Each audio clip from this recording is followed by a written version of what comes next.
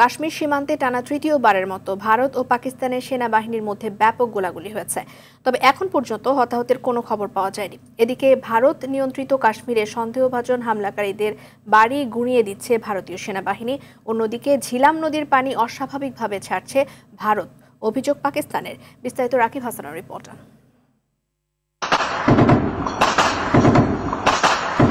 চরম উত্তেজনা ও যুদ্ধ পরিস্থিতির মধ্যে তৃতীয়বারের মতো সীমান্তে গোলাগুলি করেছে ভারত ও পাকিস্তানের সেনাবাহিনী। তবে এখন পর্যন্ত হতাহতের কোনো খবর পাওয়া যায়নি। ভারতীয় গণমাধ্যমে গোলাগুলির জন্য বরাবরের মতো পাকিস্তানকে দায়ী করলেও পাকিস্তানের কোনো প্রতিক্রিয়া জানায়নি। তবে পেহেলগাম হামলার নিরপেক্ষ ও স্বচ্ছ তদন্তের দাবি জানিয়েছে দেশটির সরকার। Water is a vital national interest of Pakistan.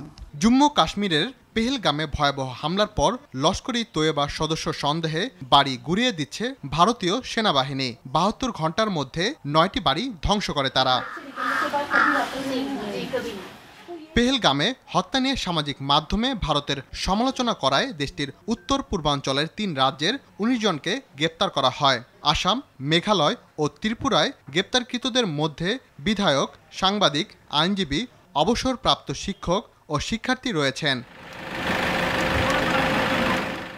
Bharat Jhelum নদীর পানি স্বাভাবিকের চেয়ে বেশি ছাড়ছে বলে অভিযোগ পাকিস্তান নিয়ন্ত্রিত কাশ্মীরের রাজধানী মুজাফফরাবাদ প্রশাসনের। এতে সেখানে বন্যার শঙ্কা দেখা দিয়েছে।